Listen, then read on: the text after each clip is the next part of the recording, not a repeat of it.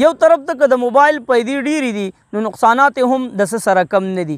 یو دوه داسې واقعې در سره مخې تقدم ملګرو چې تاسو به خپله هم حیران شئ، خو دا ویډیو به طور اسلام مخکې شیر کوي چې زموږ ټول دغه مسلمانان وروڼه د موبایل د داسې قسم واقعو نه ځان وساتي. اولنۍ چې کومه واقعه د ملګرو د دې سیټ کې تاسو ته دغه غوغا ښکاري، دا یو مسافر رور دی. د دې چې کوم لواحقین دي نو د هغې د خولې مطابق چې د دې رور سره ساده موبایل او په دې رور باندې دغه ساده موبایل له وجې آسماني تندر را پرېوتی دی. کنیکشن به برابر شوی خو د سعودي عرب نه غالبا چې دغه رپورټ راغی چې د سره دا موبایل کم په جیب کې و نو د دې د وجې د دې څه کرنټ برابر شو او په دغه زموږ مسافر رور باندې دغه تندر راولوېدو.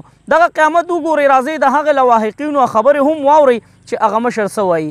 واقعیت داسې راغله چې دا لږ غونې کې وریځ اسمان کې راغله او اسمان وګرځېد او زه په جیب کې وړوکی موبایل پروت و، هغې څه کلکشن راونیو او دی لکه آسماني احساس کې ووه او په دې کې بیا څلور ورځې تفتیش لیکلی او شورتۍ والا دې وجې هغه دی لکه لیټ شو ګوټې او بیا د هغې کار وشو. انشاءالله تفتیش سر ته ورسېدو.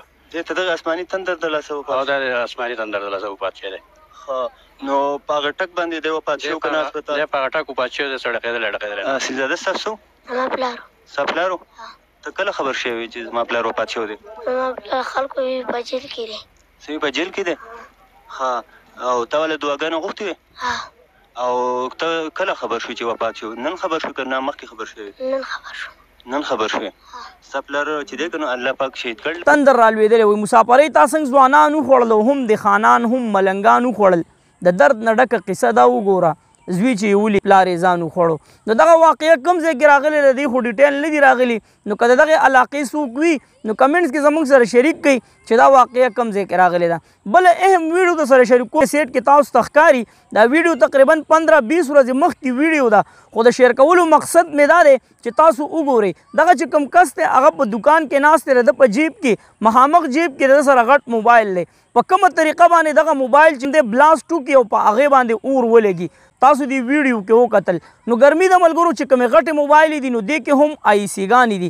دغه آیسیانې چې کومې دي دا کله ګرمایش وکړي نو د دې د وجې تاسو ته ډېر نقصانات مخې ته راتلی شي. موږ داسې ډېرې واقعې مخې ته وکتې ملګرو چې کله زموږ یو ورور موبایل چارج ته ایښودی وي او په چارج کې استعمالوي نو خامخا دا خو موبایل دی، دا ګرمایش کوي، د دې آیسیانې ګرمیږي.